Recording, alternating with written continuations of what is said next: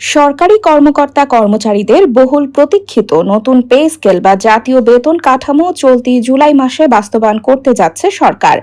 সরকারের উচ্চ পর্যায়ের সিদ্ধান্ত অনুযায়ী দেশের বর্তমান সামষ্টিক অর্থনৈতিক পরিস্থিতি বিবেচনা করে এই নতুন বেতন কাঠামো ধাপে ধাপে বাস্তবায়নের পরিকল্পনা করা হচ্ছে বলে সংশ্লিষ্ট সূত্রে জানা গেছে।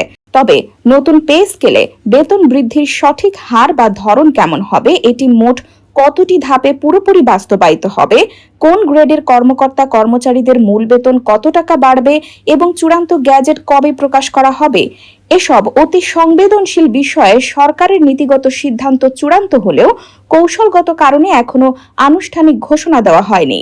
অর্থ মন্ত্রণালয়ের একাধিক শীর্ষ কর্মকর্তা জানিয়েছেন, নতুন পে স্কেলের খসড়া রূপরেখা ও প্রয়োজনীয় পরীক্ষা নিরীক্ষা ইতিমধ্যে প্রায় শেষ পর্যায়ে রয়েছে।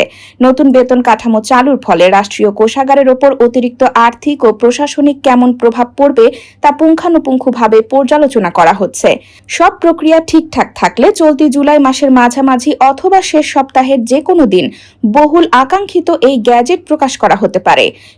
সংশ্লিষ্ট কর্মকর্তারা বলছেন, কেবল খসড়া করলেই হবে না, নতুন পে স্কেলের সামগ্রিক কাঠামো বাস্তবায়নের সুনির্দিষ্ট ধাপসমূহ, সরকারের অতিরিক্ত বাজেট বরাদ্দ বা আর্থিক সংশ্লেষ এবং সরকারি কর্মকর্তা কর্মচারীদের বেতন নির্ধারণের অনলাইন সফটওয়্যার ব্যবস্থার সাথে নতুন গ্রেডগুলোর সামঞ্জস্যের কারিগরি বিষয়গুলো নিখুঁতভাবে নিশ্চিত করেই চূড়ান্ত গ্যাজেট জারি করা হবে।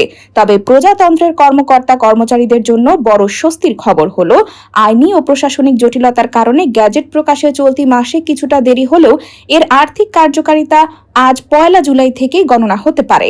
এর ফলে গ্যাজেট যখনই প্রকাশ হোক না কেন, সরকারি চাকরিজীবীরা 1 জুলাই থেকে কার্যকর হওয়া বর্ধিত বেতনের সুযোগ সুবিধা পরবর্তী সময়ে বকেয়া হিসেবে এককালীন পেয়ে যাবেন।